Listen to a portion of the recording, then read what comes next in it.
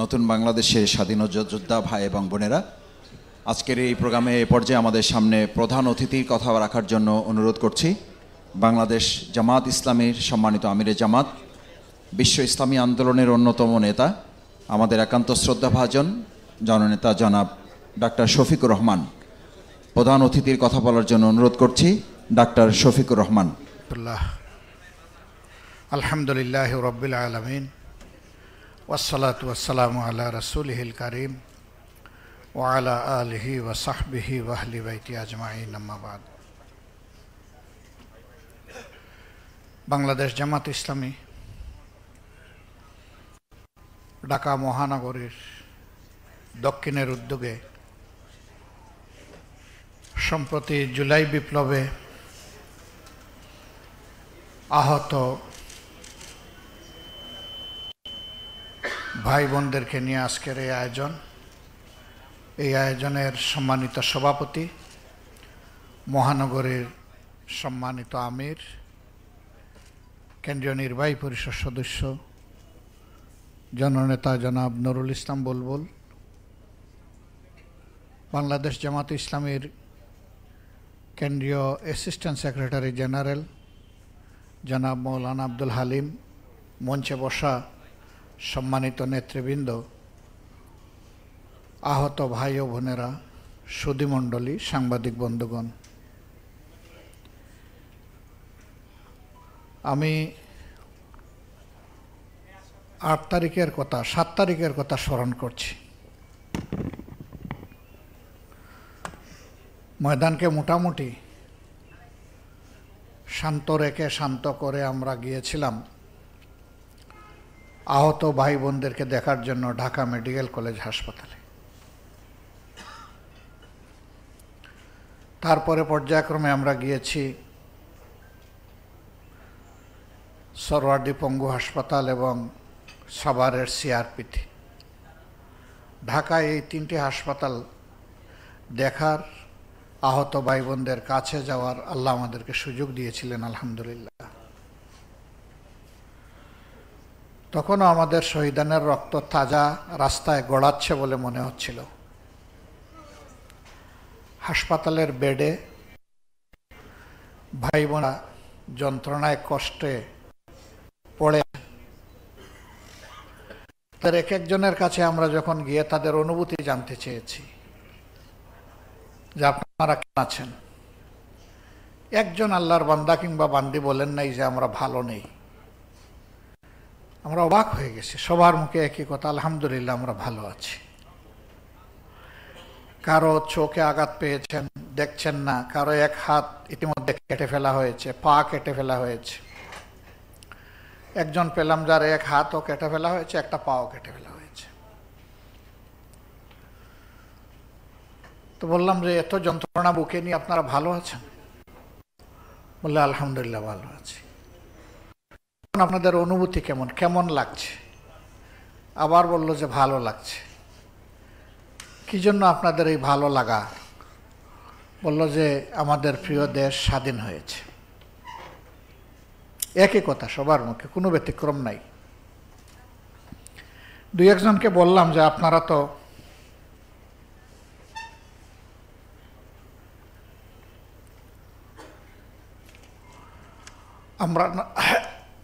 আপনারা তো জাতির জন্য লড়াই করেছেন, আমরা গর্বিত, কৃতজ্ঞ, শুকরিয়া আদায় করি। কিন্তু আবার যদি এই ধরনের কোনো প্রয়োজন হয় আপনারা কি লড়তে পারবেন? কারণ আপনাদের তো কারো হাত নাই, কারো পা নাই, কেউ চোখে কম দেখছেন অথবা একেবারেই দেখছেন না, আপনারা তখন কি করবেন? এই যে ইনশাআল্লাহ আজকে যারা বলেছেন তারা সকলে বলেছেন এক হাত আল্লাহর জন্য, দেশের মানুষের জন্য দিয়েছি, আল্লাহ সুযোগলে দ্বিতীয় হাতটিও দিয়ে দেব।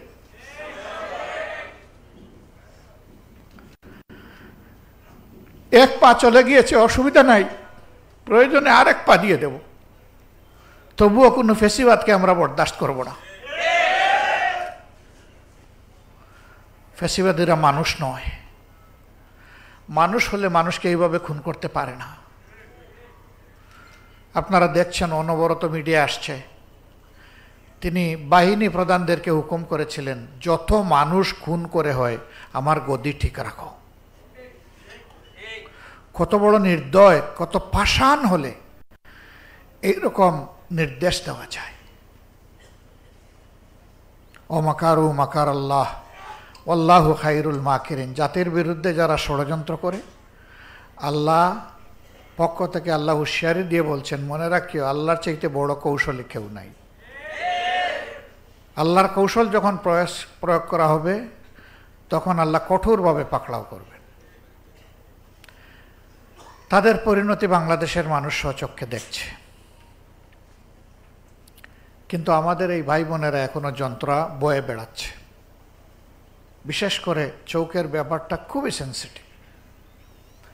চোখ দুটো চলে গেছে এরকম লোকের সংখ্যা প্রায় 500।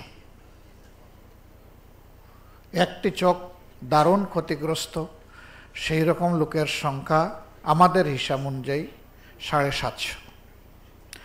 এই দুইটা জায়গা আমাদের কাছে বড় কষ্টের। পা নাই, হাত নাই, হয়তো বা আর্টিফিশিয়াল লিম লাগাই কোনো সুরত আমাদের ভাইয়েরা বোনেরা চলতে পারবে, কিন্তু জীবনের আলো যাদের নিভে গেল, আল্লাহর সৃষ্টি তারা আর দেখবে না। দ্রুত তাদের জন্য কোনো চিকিৎসার ব্যবস্থাও সরকার কিংবা আমরা কেউ নিতেও পারলাম না। চাইলেই সব কিছু হয় না, আবার চাইতে হয়, না চাইলে হয় না, দুটাই লাগে। আমরা সরকারকে তখন বলেছিলাম, যারা শহীদ হয়েছেন তাদের আপনজন তো একটা শান্তি পেয়ে যাবে এক সময়, কিন্তু যারা আহত হয়েছে তাদের দিকে নজর দেন অগ্রাধিকারের ভিত্তিতে।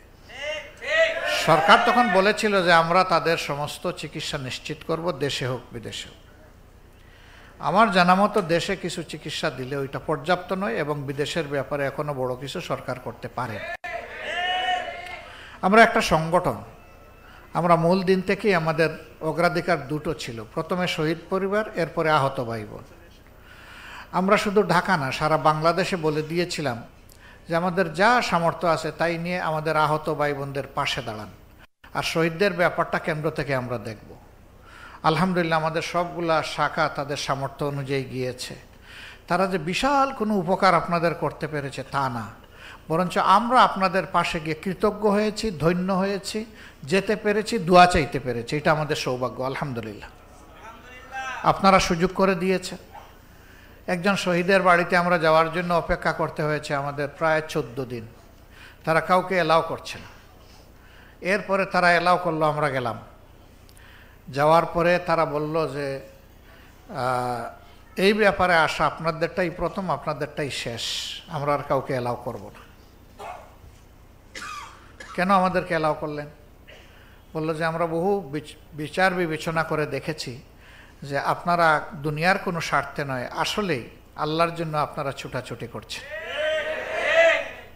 আমরা এও বিচার করে দেখেছি যে আপনারা ছাড়া আর কেউ এই ব্যাপারে কোনো দায়িত্ব নেয়নি, সরকারও না। তাই আপনাদেরকে আমরা আহ্বান জানালাম। আমরা সবগুলা শহীদ পরিবারে আমাদের সামর্থ্য অনুযায়ী আমাদের মানবিক দায়িত্বের জায়গা থেকে চেষ্টা করেছি কিছু করার, কিন্তু এই পরিবারটি আমাদেরকে বলল যে আমরা এই ধরনের কিছু নিব না কারো কাছ থেকে। বলল যে আমার সন্তান তো আমার জন্য রুজি করে তার অ্যাকাউন্টে সে 24 লক্ষ টাকা রেখে গেছে। সে একজন ছাত্র, আউটসোর্সিং করত, এই টাকা সে জমিয়েছে। তার টাকা দিয়ে এখন আমি আমার স্ত্রী দুইজন ইনশাল্লাহ আগামীকালকেই আমরা উমরায় যাচ্ছি। আমাদের প্রয়োজন নাই টাকার। এই টাকা দিয়ে যারা কষ্টে আছে তাদেরকে আপনারা সহযোগিতা করেন। তাদের এই আচরণ আমাদেরকে খুবই মুগ্ধ করেছে। ছেলেটার নামও মুগ্ধ। আল্লাহু আকবার। আবু সাইদের বাড়িতে গিয়েছিলাম। এটাও ঠিক যে আমাদের আগে কেউ যায়নি। সেখানে যাওয়ার পরে তার মা বাপের মুখ দেখার সুযোগ আমাদের হয়েছে। একটা অতি গরিব ফ্যামিলি, একটাই সন্তান তাদের উচ্চশিক্ষার একটু সুযোগ পেয়েছিল, বাকি কেউ, আমার ধারণা, আমি জিজ্ঞেস করি না এই লজ্জায়, তাদের অবস্থা দেখে মনে হয়েছে কেউ এসএসসি পাশ করে নাই, এর নিচে সবার অবস্থা। সেই ছেলেটা গোটা দুনিয়াকে কাঁপায়ে দিল, সাহসিকতার সাথে ডানা মেলে দিল আর বুক পেতে দিল। সে আশা করেছিল যে তার দেশের পুলিশ অন্তত তার বুকে গুলি মারবে না, কিন্তু একটা দুইটা তিনটা মারল, মেরে শেষ করে দিল ছেলেটাকে। এই ছেলের জন্য জাতি গর্বিত এবং আমরা কৃতজ্ঞ। আল্লাহ তাআলা এই ধরনের ছেলে, এই ধরনের মেয়ে বেশি বেশি করে আমাদের মাদের গর্বে জন্মদান করুন, দোয়া করি। এই বীরই আমাদের দরকার বেশি বেশি করে। এই পরিবার এখন জাতীয় সম্পদ, যত শহীদ পরিবার সবগুলা জাতীয় সম্পদ। কেউ কেউ দলের কতজন শহীদ হয়েছে বলেছেন, আমরা কিচ্ছু বলবো না এই ব্যাপারে। আমরা শুধু বলবো যে মেহেরবানি করে কেউ দলের ভিত্তিতে আমাদের শহীদদেরকে ভাগ করবেন না। আমাদের শহীদরা আমাদের জাতীয় সম্পদ, তারা আমাদের জাতীয় বীর, এবং এই রকম যারা লড়াই করে আহত হয়েছেন তারাও আমাদের জাতীয় বীর। তাদেরকেও কেউ দলীয় ভিত্তিতে ভাগ করবেন না। তাদের প্রতি আমাদের সকলের কর্তব্য, আর আমরা তাদের কাছে ঋণী, এটা যেন সবসময় আমাদের মনে থাকে। 24-এর এই বিপ্লবের প্রত্যাশা সমাজ থেকে বৈষম্য দূর করা। বৈষম্য দূর করার পথে হাঁটলেই বৈষম্য দূর হবে, ভিন্ন পথে হাঁটলে হবে না। আপনি মক্কায় যাবেন হজ করার জন্য, মস্কোর প্লেনে উঠে বসলে মক্কা আপনার দেখা হবে না। আপনাকে মক্কার প্লেন ধরতে হবে, জেদ্দার প্লেন ধরতে হবে, মদিনার প্লেন ধরতে হবে যদি আপনি সেখানে যেতে চান। আপনি মুক্তি চাইবেন, আর আপনি মানুষের গড়া আইন দিয়ে মুক্তি পাবেন, এটা আপনি কল্পনা করলে বুকার স্বর্গে বাস করবেন। সমস্ত সৃষ্টির যিনি স্রষ্টা, তিনি যে আইন দিয়েছেন, মুক্তি কেবল সেই আইনে, অন্য কোনো জায়গায় নেই। এই আইনের জন্যই জামাতে ইসলামী লড়াই করে। অন্যরা কি জন্য লড়াই করেন তারা বলতে পারবেন, তবে তাদের সাথে একান্ত আলোচনায় অনেকে বলেন যে ভাই, আমি যদি না থাকি আমার দল দিয়ে কি হবে? আগে দেখবো আমি কোথায় আছে, আমার পথ ঠিক আছে কিনা, আমি অমুক হইতে পারলাম কিনা, তমুক হইতে পারলাম কিনা। যদি আমি পারি আমার রাজনীতি ঠিক, যদি আমি না পারি আমি রাজনীতি করব না। আর জামাতে ইসলামীর বক্তব্য এই ক্ষেত্রে ভিন্ন, যে জীবনেও যদি আমরা ক্ষমতায় না যাই, কোনোবারের জন্য একজন এমপিও যদি আমাদের নির্বাচিত না হয়, একজন মন্ত্রীও যদি আমরা ভবিষ্যতে না পাই, এই জন্যে আদালতে আখেরাতে আমাদের নাজাত আটকা পড়বে না। আমাদের নাজাত আটকা পড়বে আল্লাহ যে বিবেক দিয়েছেন, সেই বিবেক অনুযায়ী মানুষকে যদি সম্মান করতে না পারি, মানুষকে যদি ভালোবাসতে না পারি, তাহলে আমাদের নাজাত আটকা পড়ে যাবে। আমরা আমাদের সহকর্মীদেরকে একটাই কথা বলি, মানুষ আশরাফুল মখলুকাত, মানুষকে বেশি করে সম্মান করো এবং মানুষকে বেশি করে ভালোবাসো। এই ভালোবাসা এবং সম্মানের জায়গাটা আমরা ধরে রাখতে চাই। আপনারা আমাদের জন্য দোয়া করবেন। আপনাদের সাথে আমরা আছি ইনশাআল্লাহ। আমরা সরকার নই, তারপরেও দুইটা দেশকে আমরা অনুরোধ করেছিলাম যে কিছু উন্নত চিকিৎসার তোমরা আমাদের জন্য ব্যবস্থা করো। সরকার বলবে তার জায়গা থেকে, আমরা বলতেছি আমাদের জায়গা থেকে। আমাদের অনুরোধে একটা দেশ থেকে তাদের টিম পাঠিয়েছিল, তারা মাসখানেক এখানে পুরো একটা টিম 1 মাস তারা সার্ভিস দিয়ে ব্যাক করেছে, আমরা তাদের কাছে কৃতজ্ঞ। আরেকটা দেশকে আমরা বলেছি আমাদের এই 2 সেক্টর, আমাদের চোখ হারা ভাই বোন আর আমাদের হাত পা হারা ভাই বোন, এদের জন্য তোমরা একটু করো। তারা আশ্বাস দিয়েছে, তবে আমরা সরকারকে বলেছি সরকার প্রধান যেন তাদের প্রধানকে একটু ফোন করে এই ব্যাপারে একটু কিছু বলেন। তিনি বললেই বাকি কাজটা সহজ হয়ে যাবে, এবং তারা এখন মানসিকভাবে প্রস্তুত। কিন্তু রাষ্ট্রের একটা নিয়মকানুন আছে, এটা রাষ্ট্রকেই করতে হবে। আমরা ইনশাল্লাহ এই ক্ষেত্রে সর্বাত্মক সহযোগিতা করব। যদি আমাদের আহত পঙ্গু ভাইদেরকে অগ্রাধিকারের ভিত্তিতে যে যত বেশি কষ্টের মধ্যে আছে, তাকে যদি উন্নত দেশগুলোতে পাঠানো হয়, সেখানে হসপিটালে না রেখে যদি বাইরেও রাখতে হয়, আমরা কথা দিচ্ছি আমরা ভিক্ষা করে হলেও সেইখানে তাদেরকে রাখার ব্যবস্থা করব ইনশাআল্লাহ। আমরা তাদের পাশে থাকব, এবং থাকতে পারলেই আমরা মনে করব যে আল্লাহ আমাদের প্রতি রহমশীল আছেন। আমরা বেদরদি, আমরা নির্দয় হতে চাই না। আল্লাহ যেন আমাদের অন্তরটাকে মানুষের প্রতি ভালোবাসা দিয়ে পরিপূর্ণ করে দেন। এখানে রাফসান নামের একটা ছেলে নিয়ে তার মা হাজির হয়েছিলেন। মা তো তিনি কথাই বলতে পারলেন না, তার এই শিশুর কথা চিন্তা করে। সম্ভবত আমি জানলাম যে শরীয়তপুরে তাদের বাড়ি। এখানে কোথায় তারা থাকেন আমি খোঁজখবর নেব ইনশাল্লাহ। আমি জানি না এই মায়ের কয়টা সন্তান আছে। তো এই ছেলেটাও আমাদের জাতীয় বীর। এই যে শিশু, বয়স বোধহয় 2.5-3 বছর হবে, এর বেশি হবে না, মায়ের কোলে যা দেখলাম, এও আমাদের জাতীয় বীর। সব বীরকে আমরা কুলে নিতে পারবো না। আমরা আমাদের হৃদয়ের কুলে সবাইকে ধারণ করি। আর এই ছেলেটা যদি তার মা বাপ আমাদেরকে সুযোগ দেন, তাহলে সে বড় হওয়া পর্যন্ত তার বাকি চিকিৎসা এবং তার শিক্ষা সকল মজলুমের প্রতীক হিসাবে আমরা একটু খেদমত করতে চাই, এই দায়িত্ব নিতে চাই। যদি তার মা বাপ আমাদেরকে এই সুযোগ দেন, আর না দিলে আমাদের করার কিছু নেই। এটা আমরা একটা দরখাস্ত ওনাদের কাছে দিয়ে রাখলাম। আশা করি তারা এটা বিবেচনায় নেবেন ইনশাআল্লাহ। আমরা বিভিন্ন জায়গায় গিয়েছি শহীদ পরিবারগুলোতে। এই যে এখানে নারায়ণগঞ্জে একটা ঘটনা ঘটেছিল, আপনারা জানেন সুমাইয়া নামে একজন বোন আমাদের শহীদ হয়েছে। তার বাচ্চা সুবাইয়া, তাকে দেখতে গিয়েছিলাম, তখন কয়েক মাসের শিশু সে কেবল। তো ওকে খুলে আমরা নিতে পেরেছিলাম। আমরা সবার পারি নাই, বলেছিলাম যে এই শিশু এখন আমাদের শিশু। এই শিশুকে নেওয়ার জন্য অনেক শিল্পপতি তারা চেয়েছেন যে তাদের মেয়ে বানিয়ে নেবেন। এরা জবাব দিয়েছে সর্বপ্রথম যাদেরকে এই শিশুর দায়িত্ব আমরা দিয়েছি তারাই আমাদের জন্য যথেষ্ট। মানে তারা জামাতে ইসলামের হাত থেকে এটা নিয়ে অন্য কারো হাতে দিতে চাচ্ছেন না। তারা আমাদেরকে কৃতজ্ঞ করেছেন, আলহামদুলিল্লাহ। আল্লাহ তাদের মর্যাদা অনেক বাড়ায় দিন।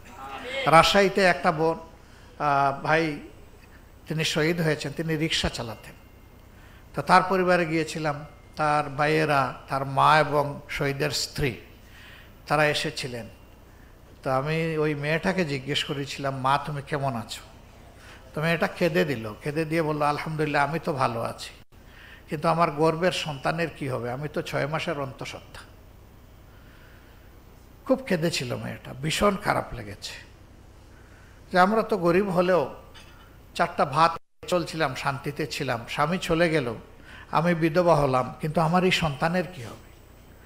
আমরা তাকেও বলেছিলাম যে আলহামদুলিল্লাহ তোমার সন্তান এখন থেকে জাতীয় সন্তান, আর আমরা যা খাবো তোমার সন্তানও থাকাবে, তোমার পরিবারও থাকাবে ইনশাল্লাহ। সেই মাস থেকে আলহামদুলিল্লাহ তাদের পাশে আমরা আছি, আমরা থাকবো, ইনশাল্লাহ থাকবো। আমরা এরকম আরও কিছু পরিবারে গিয়েছি এবং তারা আমাদেরকে এই সুযোগটা দিয়েছেন, আমরা তাদের কাছে কৃতজ্ঞ। আমরা যদি 24,000 ফ্যামিলি যারা আহত হয়েছেন সবার কাছে এরকম দায়িত্ব নিয়ে যেতে আল্লাহর সেজদায় পড়ে যে কত না শুকরিয়া আদায় করতাম। তবে হ্যাঁ, আল্লাহর ভান্ডারে কোনো কমতি নাই। আমরা চাই আমাদের হাতটা আল্লাহ যেন তার মেহেরবানি দিয়ে লম্বা করে দেন, আপনারা দোয়া করবেন। আমরা এইভাবেই থাকতে চাচ্ছি সবার সাথে। আমরা এই দেশটাকে একটা ভালোবাসার দেশ, একটা বরকতময় দেশ, একটা মর্যাদার দেশ হিসেবে আমরা গড়ে তুলতে চাই। এই জন্য শিক্ষার জায়গাটায় আমরা ইনশাল্লাহ সবার আগে হাত দিব, যদি আল্লাহ কোনোদিন আমাদেরকে সুযোগ দেন। শিক্ষা যে জাতির ঠিক হয়েছে সেই জাতি ঠিক, সেই জাতি মর্যাদার জাতি, সেই জাতি বিশ্বে মাথা উঁচু করে দাঁড়াতে পারে। আর শিক্ষা যাদের এলোমেলো, শিক্ষায় কোনো দিক নির্দেশনা নাই, কোনো উদ্দেশ্য নাই, উদ্দেশ্যহীন ভেলার মতো সাগরে ভাসে, ওই দেশ এবং জাতি কখনো মাথা উঁচু করে দাঁড়াতে পারে। আমাদের দেশে সকল মানুষের আর্থিক অবস্থা সমান নয়। সরকারের দায়িত্ব হবে যাদের আর্থিক সঙ্গতি নেই তাদের পূর্ণ দায়িত্ব নিয়ে সন্তানদেরকে সুশিক্ষা নিশ্চিত করে। আমাদের দেশে এটা করা হয় না বলেই অসংখ্য মেধা ঝরে যায়, বিপদগামী হয়ে সন্ত্রাসীতে পরিণত হয় অনেকে। এটা সমাজের জন্য ভালো কোনো লক্ষণ না, এবং এর জন্য সমাজ দায়ী, সরকার দায়ী। সবাই গিয়ে নিজের গদিতে কিভাবে আসবে আর থাকবে এই নিয়ে ব্যস্ত থাকে। মানুষের পাটা কিভাবে ধোয়াবে, মানুষের কষ্ট কিভাবে দূর করবে সেই চিন্তা করতে চায় না।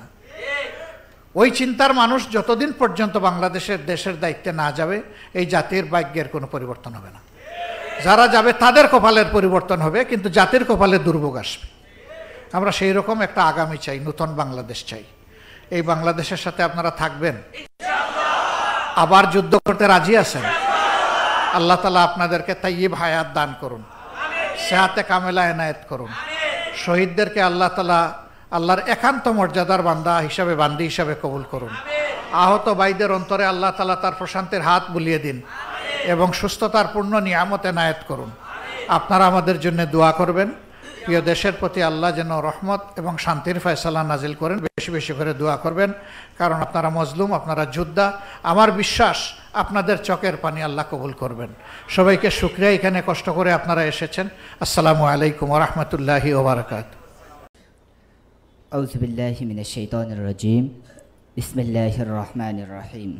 আলহামদুলিল্লাহি রাব্বিল আলামিন।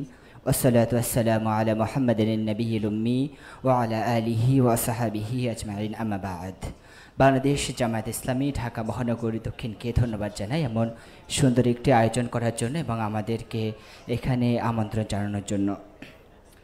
আমরা যদি আন্দোলনের শুরু থেকে বলি, প্রথম থেকে আমাদের আন্দোলন শুধুমাত্র কোটার বিরুদ্ধে আন্দোলন। পরবর্তীতে আমরা যখন আন্দোলন শুরু করি, বিভিন্ন জায়গায় আমাদেরকে পুলিশ ব্যারিকেড দিতে শুরু করে। বিশেষ করে 14 তারিখে যখন শাহবাগে আন্দোলন শুরু হয়, বিশ্ববিদ্যালয়ের যে ভাইরাস ছিল তারা ভালোভাবে অবস্থান করতে পারেনি। পরে জগন্নাথ বিশ্ববিদ্যালয় থেকে আমরা অনেক বড় একটা মিছিল নিয়ে যাই এবং শাহবাগে অবস্থান করি। পরবর্তীতে 15 তারিখে আমরা যখন ঢাকা ইউনিভার্সিটির টিএসসিতে ওখানে যাই, যাওয়ার পরে আমরা অবস্থান করে মাস্টারদা সূর্য হলের সামনে থেকে বিজয় একাত্তর হল পর্যন্ত যাই। তখন বিজয় একাত্তরের হলের ভেতর থেকে ছাত্রলীগের গুন্ডারা তারা সশস্ত্র অবস্থায় আগেই প্রস্তুতি নিয়েছিল। তারা ঢাল, হেলমেট এগুলো নিয়ে আমাদের উপর ইট পাটকেল ছুটতে থাকে এবং অনেকে গুলি করতে থাকে। আমরা ভিসি ভবনের সামনে আসাতে আমার সাথে দুজন ছিল। আমার পাজরে এসে ইটের আঘাত লাগে অনেক জোরে, আমি পড়ে যাই। পরে আমার হাতে একটা পতাকা ছিল, এটা নিয়ে আমার একজন থানা সভাপতি, আমি ছাত্র শিবিরের অফিস সম্পাদক, তো সে একটা পতাকাটা তার মাথায় বেঁধে সামনের দিকে এগিয়ে যায়। একটা ছবি আপনারা দেখেছিলেন 1952 সালে যেভাবে ভাষা আন্দোলনের সময় একটা মেয়েকে কোলে করে নিয়ে যাচ্ছিল, ঠিক এমনই একটা ছবি আন্দোলনের সময় অনেক প্রেরণা যোগাচ্ছিল। তো ওই ছবির সামনে যে দুজন ছিলাম, আমি ছিলাম আর আমার থানা সভাপতি ভাই ছিল। আমরা ব্যাপকভাবে আহত হই ওই দিন। আমাদের অনেক ভাইদেরকে আমরা ঢাকা মেডিকেলে নিয়ে যাই, আমরা ছিন্নভিন্ন অবস্থায় আমাদের বাসায় চলে আসি। পরবর্তীতে 16 তারিখে আমরা আমাদের জগন্নাথ বিশ্ববিদ্যালয়ের সামনে আমরা ভিক্টোরিয়া পার্কের এখানে আমরা ঢাকা মহানগরী দক্ষিণ, ঢাকা জেলা দক্ষিণ, জগন্নাথ বিশ্ববিদ্যালয়, কবি নজরুল কলেজ এবং সোহরাওয়ার্দী কলেজ মিলে আমরা অনেক বড় মিছিল বের করি। আমরা যখন মিছিল নিয়ে আমরা কোর্টের সামনে চলে আসি, ঢাকা জজ কোর্টের সামনে, তখন জজ কোর্টের ভিতর থেকে ওখানে যে সোটন ছিল, সন্ত্রাসী আওয়ামী লীগের কমিশনার, সোটনের নেতৃত্বে কোর্টের ভিতর থেকে পুলিশ ক্লাবের সামনে থেকে আমাদের উপরে গুলি করা হয়। আমাদের 4 জন ভাই গুলিবিদ্ধ হয় ওখানে এবং তারা গুরুতরভাবে আহত হয়। তো বিষয়টা এমন ছিল যে পুলিশের সামনে পুলিশ ক্লাবের ভিতর থেকে আওয়ামী লীগ এবং যুবলীগের লোকজন আমাদের উপরে গুলি চালায়। পরবর্তীতে আমরা তাদেরকে তোয়াক্কা না করে আমাদের যে ভাইরা আহত হয়েছে তাদেরকে রেখেই আমরা মিছিল নিয়ে শাহবাগের দিকে এগিয়ে যাই। পরবর্তী দিন আমরা 17 তারিখে আমাদের বিশ্ববিদ্যালয় ক্যাম্পাসে আমরা গায়েবানা জানাজার আয়োজন করি এবং আমরা অনেক জায়গায় প্রতিবন্ধকতা থাকলেও আমরা কোনো অবস্থায় পিছপা না হয়ে আমরা গায়েবানা জানাজা করি। কিন্তু আমাদের বিশ্ববিদ্যালয়ের তখনকার সময় প্রশাসন, বিশ্ববিদ্যালয়ের প্রক্টর আমাদের 3 জনের তথ্য তারা ডিজিএফআই এবং এনএসআর কাছে দিয়ে দেয়। নূরনবী নামের একজন ছেলে যে আমাদের প্রধান সমন্বয়ক ছিল, মাসুদ রানা এবং আমি, আমাদের 3 জনকে পুলিশ হন্য হয়ে খুঁজতে থাকে। তার ভিতর থেকে নূরনবীকে পুলিশ ধরে নিয়ে তারে এমন অমানবিক নির্যাতন করে যে পরবর্তীতে সে যাতে মানে বিয়ে করতে না পারে এমন ব্যবস্থা করে আর কি, তাকে নির্মমভাবে নির্যাতন করে। পরবর্তীতে 19 তারিখে আমরা যখন লক্ষ্মীবাজারে দাঁড়াই, আমাদের লক্ষ্মীবাজারে 7 জন ভাইকে শহীদ করা হয়। আমাদের ছাত্র শিবিরের কর্মী ছিল আমাদের কাউসার ভাইকে কবি নজরুল কলেজের শিক্ষার্থী ছিল, তাকে ওয়ান স্পট গুলি করে, মাথায় গুলি করে সবার সামনে শহীদ করা হয়। এবং আমাদের যে আন্দোলনের কর্মীরা ছিল, আমরা কেউ নিয়মিত বাসায় তো থাকার দূরের কথা, আমরা প্রতি রাত কারো ডাইনিংয়ে, কারোর সোফায়, কারোর মানে ঘরের পাশে কোনো জায়গায় আমরা এভাবে অবস্থান করে কাটিয়েছি। তো পরবর্তীতে আমি একটা কথা বলেই শেষ করব যে নির্মমতার কতটুকু হলে আমরা শুধু দেখি গাজায় হাসপাতালে গুলি করা হয়। 5 তারিখে সর্বশেষ সময় আমরা যখন ঢাকা মেডিকেলের সামনে যাই, তখন ঢাকা মেডিকেলের একেবারে সামনে জরুরি বিভাগের সামনে এসে পুলিশ গুলি করে। আমার ডান পাশে যে ভাই ছিল সেও মারা যায় এবং আমার পেছনে যে ভাই ছিল সেও মারা যায়। একটা স্বাধীন দেশের ভিতরে মেডিকেল চত্বরের ভিতরে গুলি করার মতো দুঃসাহস কোনো পুলিশ প্রশাসন দেখাতে পারে, এটা বর্বরতার চরম উদাহরণ ছাড়া আর কিছু হতে পারে না। সবাইকে ধন্যবাদ। আসসালামু আলাইকুম। বিসমিল্লাহির রহমানির রহিম। আসসালামু আলাইকুম। আমি মোহাম্মদ জামাল হোসেন, আমি ঢাকা যাত্রাবাড়ি থানার সামনে 4 আগস্ট কারফিউর ভিতরে আমাকে পায়ে গুলি করে। আমার পেশা হয়েছে আমি লাশ গোসল করাই যাত্রাবাড়িতে, আমার মাও লাশ গোসল করায়। আমাদের ফ্যামিলিটাই লাশ গোসল ফ্যামিলি। আমার ছেলে অনার্স কমপ্লিট করছে, আমার মেয়ে অনার্স পড়তেছে। তো আমি ওদের জন্যই আসলে আন্দোলনে নামছিলাম। তো আমি মিডিয়া ভাইদেরকে একটা কথা বলবো, মিডিয়া ভাইরাই পারে আমাদেরকে উপর উঠাই নিতে। আমরা যারা আহত আছি এবং যারা নিহত হয়েছে, শহীদ পরিবার আছে, আমরা আসলে মানুষের সাহায্য নিয়ে বাঁচতে চাই না। আমরা চাই যে 1971 সালে যেরকম মুক্তিযোদ্ধারা যেরকম ভাতা সিস্টেম পাইছে, ভাতা পাইছে, আমাদেরকে এরকম ভাতা দেওয়া হোক যারা শহীদ এবং যারা আহত আছে। এবং আমাদেরকে আসলে নিষিদ্ধ করা হয়েছিল। জামাত নিষিদ্ধ করার ক্ষমতা কে দিছে তারে? তা আল্লাহ তাআলা যারে ক্ষমতাবান বানায় সেই ক্ষমতাবান হইতে পারে, আর আল্লাহ তাআলা তার যাকে পছন্দ করে সেই ক্ষমতায় বসতে পারে। তো আমি আসলে কি বলবো, এখানে আসলে কথা বলা যায় না। এটা এমন একটা জায়গা, কথা বলা সবাই বলতে পারে না। কিছু কিছু মানুষের আল্লাহ তাআলা এরকম ক্ষমতা দেয়। তা আসলে আমি অনেক কষ্টে চলতেছি। আমার ছেলেটার যদি একটা চাকরি হইতো, বা এমন কেউ যদি আমার ছেলেটারে চাকরি দিত, বা সরকারও যদি আমার ছেলেটার একটা চাকরি দিত, তাহলে আমি আজকে দুটা ডাল ভাত খেতে পারতাম। আসলে আপনাদের এমনি সাহায্য আমরা চাই না, আমরা চাই আমাদেরকে সরকারিভাবে, যে আমাদের জামাতের আমির সাহেব, হ্যাঁ, আমি শফিক ভাইকে আমার ব্যক্তিগতভাবে ওনারে অনুরোধ করব যে সরকারের কাছে যাতে উনি এই কথাটাই বলে যে যারা চাকরি উপযুক্ত তাদেরকে চাকরি দেওয়া হোক, যারা আমার মতো বয়স্ক তাদেরকে ভাতা দেওয়া হোক। হ্যাঁ, আর আসলে আমি সরকারের কাছে আবেদন জানাবো যে যারা আমাদেরকে এরকম আহত করছে, নিহত করছে, তাদেরকে এরকম ধরে আনে তাদেরকে শাস্তির ব্যবস্থা করা হোক। কারণ হইল আমরা কি অপরাধ করছিলাম, আমাদের গুলি করা হলো। গুলি করার তো কোনো অধিকার ছিল না তাদের। আমাদেরকে গুলি করে, শুধু গুলিই করে নাই, আমরা হাসপাতালে অবহেলিত ছিলাম। আমাকে 4 তারিখে ভর্তি করে নাই, আমাকে ভর্তি করা হয়েছে আরও 15 দিন পর, আমার যখন পায়ে পছন্দ হচ্ছিল। আমি ঢাকা মেডিকেলে যখন আমার পায়ের গন্ধে মানুষ থাকতে পারে না, তখন আমাকে ভর্তি করা হয়েছে। আমরা যে কতটা অবহেলিত, আসলে এই কথা বলে ভাষায় প্রকাশ করতে পারবো না। আমি আবারও মিডিয়া ভাইদের অনুরোধ করব যে তারা যাতে আমাদেরকে অন্ততপক্ষে আমাদেরকে এরকমভাবে উঠায় নেয়, কারণ ছাড়া আমরা উপরে উঠতে পারবো না। মিডিয়া ভাইরা যদি সাহায্য করে, অবশ্যই আমাদেরকে যদি নিয়ে তারা লেখালেখি করে, তাইলে আমরা একটা ভালো মর্যাদা। অনেক অনেক ধন্যবাদ। আসসালামু আলাইকুম ওয়া রাহমাতুল্লাহি ওয়া বারাকাতুহু।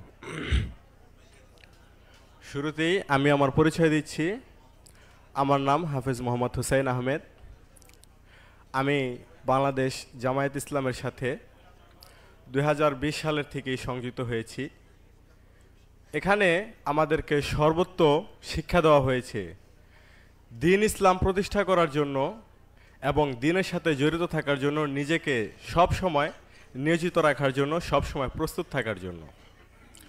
তো যখন 2024 সালে এসে আমরা এই গণ অভ্যুত্থান দেখি, আমরা শুরুতেই অনেকে দেখি এই যে আমাদের আওয়ামী লীগ যখন গঠিত হয়েছে, আমাদের সম্মানিত জামাতে আমির আপনারা সবাই চিনেন এবং সবাই জানেনও, এই সরকার ক্ষমতায় বসার পর থেকেই আমাদের এই জামাত আমির বিগত 16-17 বছর তার জেলখানায় কাটাইছে।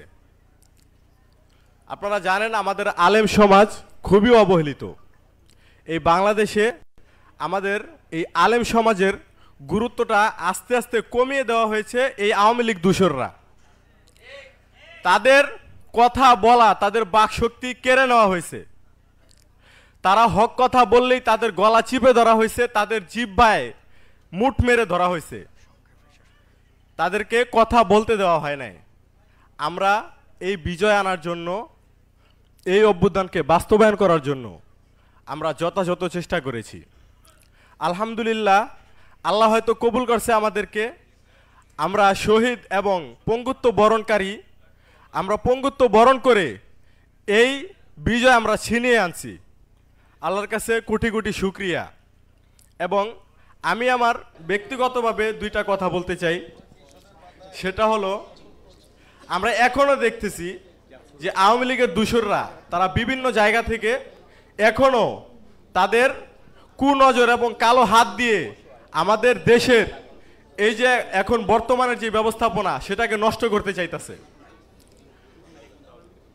এখন আরেকটা কথা, সেটা হলো আমরা অনেকেই শুনেছি নেতা নয় নীতির পরিবর্তন চাই, কিন্তু আসলে এই কথাটার একটু উদাহরণ আমি দেই। আসলে নীতিরা পরিবর্তন করে কে? যেমন আদর্শ নীতি পরিবর্তন কে করে? নিশ্চয়ই আপনারা যাকে ভোট দিয়ে সরকার বানান, যিনি চেয়ারে বসে, উনি এই দেশের রাষ্ট্রকে আদর্শ এবং নীতি পরিবর্তন করার ক্ষমতা রাখে। তাই নীতি পরিবর্তন করতে হলে আমার নেতা যদি ভালো না হয়, আগে নেতাকেই উৎখাত করতে হবে। কোনো জায়গায় ফ্যাসিবাদকে গ্রহণ করা হবে না, ফ্যাসিবাদকে যে কোনো জায়গা থেকে আমাদের নির্মূল করতে হবে ইনশাআল্লাহ। ইনশাআল্লাহ। অনেক এই বলে আমি আমার বক্তব্য শেষ করছি। আসসালামু আলাইকুম ওয়া রাহমাতুল্লাহি ওয়া বারাকাতুহু। কথা বলছেন। আসসালামু আলাইকুম ওয়া রাহমাতুল্লাহ। আহত ভাই এবং শহীদ ভাই এবং জামাত ইসলামের সকল বিন্দুকে, সাংবাদিক ভাই বোনেদের সবাইকে আমার শুভেচ্ছা জানাচ্ছি। আমি আসলে আহত ব্যক্তিদের সবার কথা শুনছি, নতুন করে আমার কথা বলে আমি আর কষ্ট বাড়াতে চাচ্ছি না। আমি শুধু সরকারের কাছে বর্তমানে যারা আছেন দায়িত্বপ্রাপ্ত তাদের কাছে শুধু আমি কয়েকটা বিষয় আমি উল্লেখ করতে চাই। আপনারা যদি বর্তমানে আওয়ামী ফ্যাসিস্ট দোসরদেরকে যদি পুরোপুরি আইনের আওতায় বিচারের কাঠগড়ায় না আনতে পারেন, আহত ভাইদেরকে বলতেছি এবং সবাইকে বলতেছি, দেশবাসীদের কাছে, যদি তাদেরকে বিচারের কাঠগড়ায় ভালোভাবে যদি না আনতে পারেন, তাহলে আপনারা পদত্যাগ গ্রহণ করুন। কারণ হচ্ছে এদেরকে বিচার না করতে পারলে পরবর্তীতে যে ক্ষমতায় আসবে সে এর চেয়ে বড় ফ্যাসিস্ট সরকারে পরিণত হইতে পারে 100%। অতএব তাদেরকে পরিপূর্ণভাবে বিচার আওতায় আনুন এবং যারা আহত হয়েছে, যাদের পুনর্বাসনের ব্যবস্থা করা যায় তাদের পুনর্বাসনের ব্যবস্থা করুন, এবং কি যারা এখনও উন্নত চিকিৎসা পায়নি তাদেরকে উন্নত চিকিৎসা দেওয়ার ব্যবস্থা করুন, এবং তাদেরকে যেভাবে আরও বিভিন্নভাবে সহায়তা করা যায় সেই বিষয় নিয়ে আপনারা যত দ্রুত সম্ভব আপনারা চেষ্টা করুন ইনশাআল্লাহ। ইনশাআল্লাহ। অনেক ধন্যবাদ। এবং কি আমাদের এই যে জামাত ইসলাম ভাইদেরকে সবাইকে আমি ধন্যবাদ জানাচ্ছি আমার পাশে তাদেরকে থাকার জন্য। আসসালামু আলাইকুম ওয়া রাহমাতুল্লাহ। ফি আমানিল্লাহ। আমি 19 তারিখে শুক্রবারে নামাজের পরে বাসাতে বাইরেছি। আমার মেয়ের বয়স 9 বছর। আমার মেয়ের মাথা থাকতে আইন না বাসা নিয়ে আস, আমার মায়ের মাথায় ছুটি হয়েছে, বাসা নিয়ে এসেছি। আব্বু আছে কাজে যায় না, আজকে মারামারি হইতে আসছে। কিসে মারামারি হয় কারণ আমি করতে পারি, আমি পড়ালেখা করি না, আমি কিছু বুঝি না।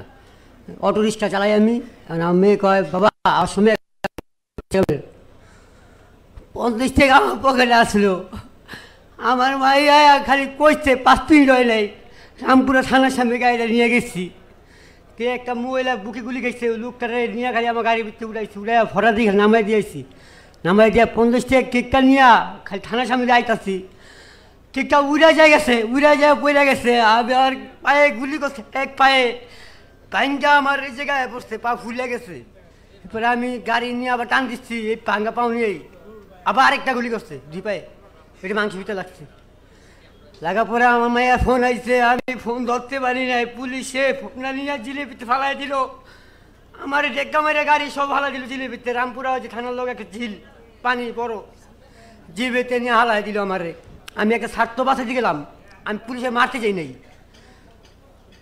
আমি গাড়ি চালাই যাচ্ছি, আমি 3 কামাই 3 খাই। আমার মাইয়া গুল্লি কথা বুঝ না, নিজের মাথা নিজে কপালে বাড়ি দেয়। আমার একটা মাইয়া বয়স 9 বছর।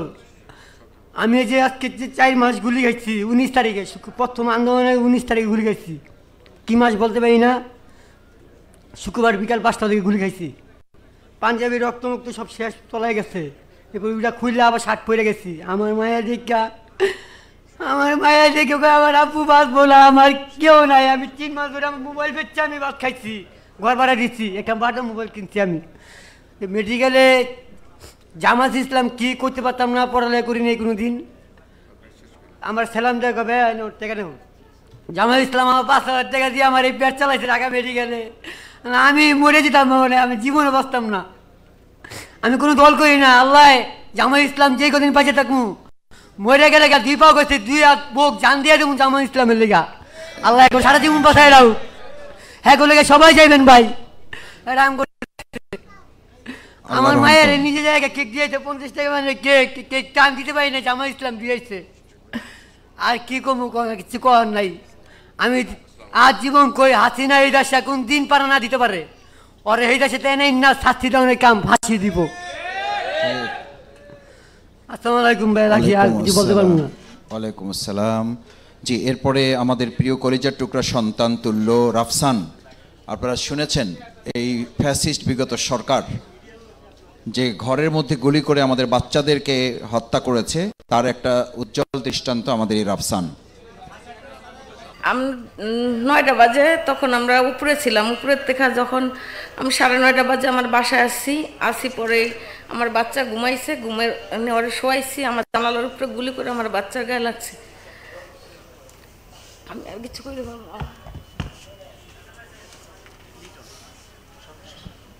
জি, আসলে মায়ের পক্ষে তার সন্তানের এই বিভৎস বর্ণনা দেওয়াটা সত্যিই কঠিন। যে কথাটুকু যতটুকু বলেছে এটুকুই আমরা ধারণ করব। লিটন ভাই 2 চোখ সমস্যা, তার 2 চোখেই গুলি লেগেছে। আমাদের লিটন ভাই এখন কথা বলবেন।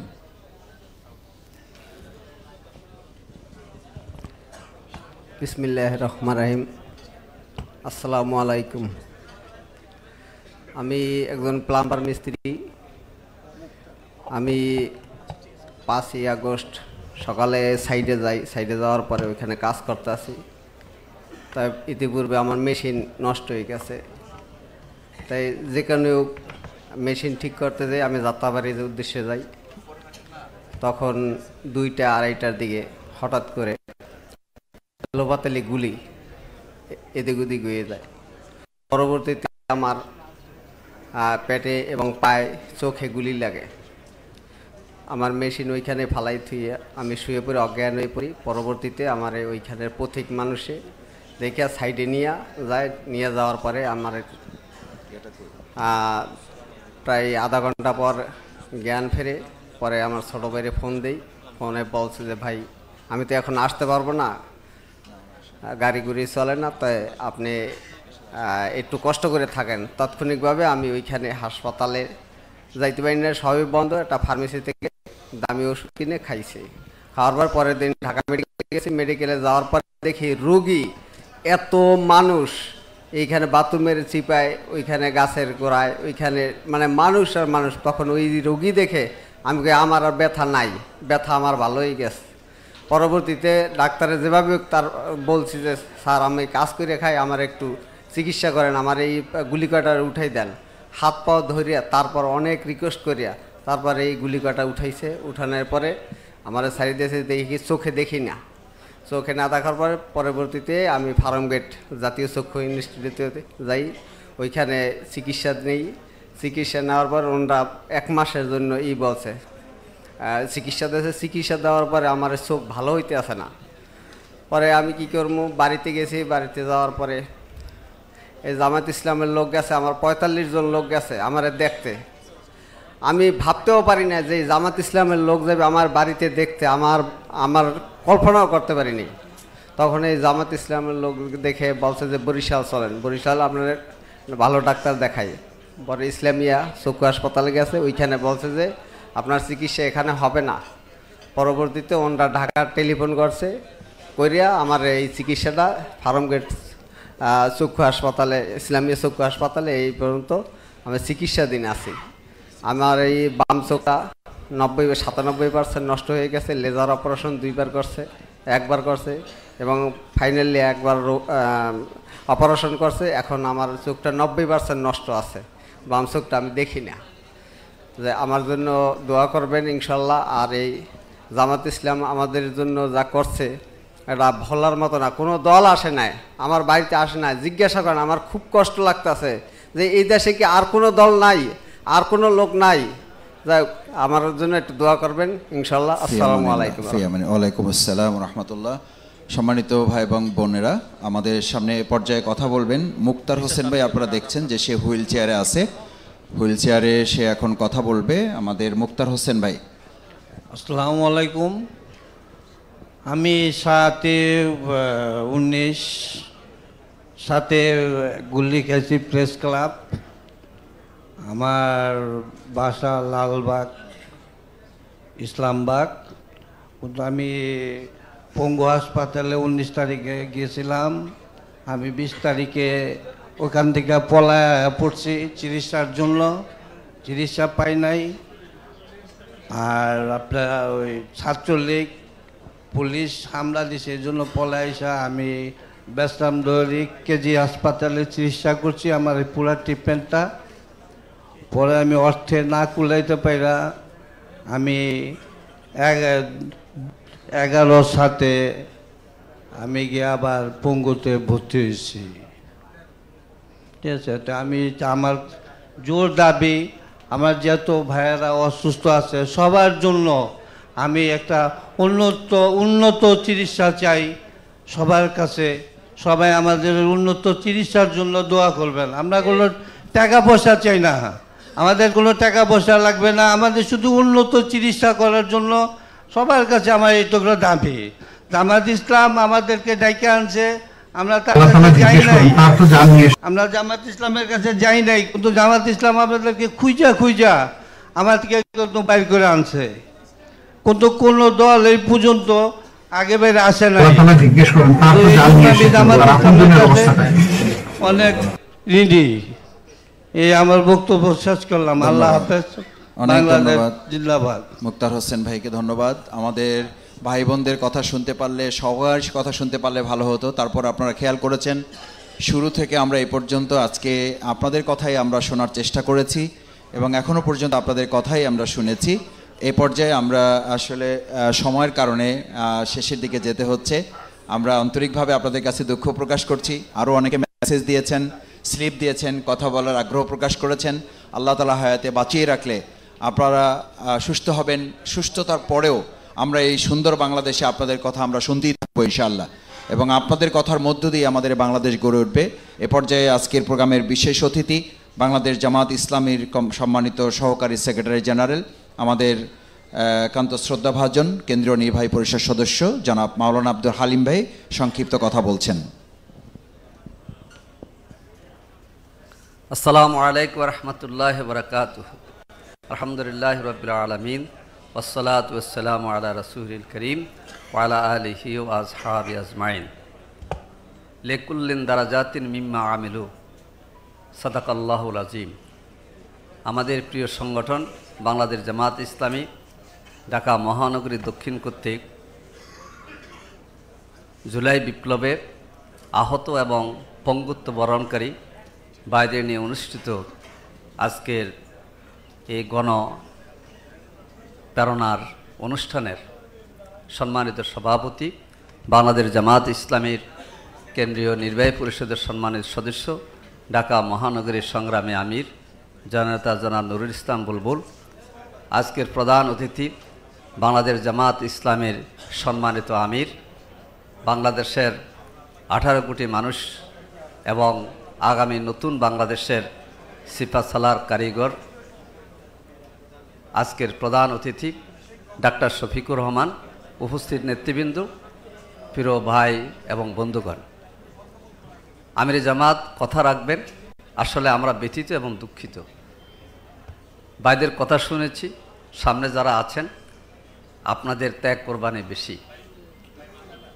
আমরা যে অবয়বে দাঁড়িয়েছি আপনাদের তুলনায় দেখা যায় আমরা অনেক সুস্থ, কিন্তু কষ্ট আপনাদের। একটি কথা বলতে চাই, মাননীয় সভাপতি আছেন, 18 তারিখের পর থেকে এক সপ্তাহ আজকের সভাপতি সহ আমাদের 5-6 জনের উপর 7 জনের উপর একটা দায়িত্ব ছিল। প্রতিদিন সকালে আমাদেরকে বসা লাগতো। আমরা সেখানে বসলে ভাবতাম না যে এখান থেকে বের হইতে পারব। আবার সেখানে মিটিং শেষ করলে এটা মনে করতাম না যে আগামী দিন সকালে আবার বসতে পারব। আল্লাহ তাআলা আমাদের যেসব ভাইরা এই জুলাই বিপ্লবে জীবন দিয়েছেন, আহত হয়েছেন, পঙ্গুত্ব বরণ করেছেন, তাদের ত্যাগ কোরবানির বিনিময়ে আল্লাহ তাআলা এখন উন্মুক্ত বাংলাদেশ আমাদের উপহার দিয়েছেন। এখন আমাদের কাজ হবে নতুন মানবিক বাংলাদেশ গড়ার। এই ত্যাগ কোরবানি যারা স্বীকার করেছেন, আশা করি আমাদের আমিরে জামাতের নেতৃত্বে আমরা এটাকেই প্রাধান্য দেব যে যারা শহীদ হয়েছেন, আপনারা জানেন আমরা শহীদ পরিবারে গিয়েছি, এবং যারা পঙ্গু এবং আহত আছেন, সর্বোচ্চ সেবা যেহেতু আমাদের এই প্রিয় ভাইদেরকে আমরা দিতে পারি, আমরা আমাদের আমিরে জামাতের নেতৃত্বে সে চেষ্টা করব ইনশাআল্লাহ। প্রিয় ভাইরা, মানুষ চায় বৈষম্য মুক্ত প্রিয় বাংলাদেশ। আপনারা রক্ত দিয়েছেন, আহত হয়েছেন, আপনার সাক্ষী হয়ে দেখবেন যে নতুন বাংলাদেশ আমরা কিভাবে গড়তে পারি। সেই প্রত্যাশা আজকের মানুষের, সেই প্রত্যাশা পূরণে এবং আপনাদের সেবায় আমাদের এই প্রিয় সম্পর্ককে পালন করতে পারে, সে দোয়া আপনারা রাখবেন। আল্লাহ তাআলা আমাদের সকলের ত্যাগ কোরবানিকে কবুল করুন এবং আমাদের এই প্রিয় বাংলাদেশকে যেন আমরা আমাদের তরুণ এবং কিশোররা যে জীবন দিয়েছেন উই ওয়ান জাস্টিস, সেটা যেন আমরা গড়তে পারি। শহীদ আবু সাইদ, শহীদ মুগ্ধ এবং শহীদ আবরারের এই প্রিয় নতুন বাংলাদেশের স্বপ্ন যেন আমরা বাস্তবায়ন করতে পারি। আল্লাহ হাফেজ। বাংলাদেশ জিন্দাবাদ, বাংলাদেশ জামাত ইসলামী জিন্দাবাদ। আলহামদুলিল্লাহ। সম্মানিত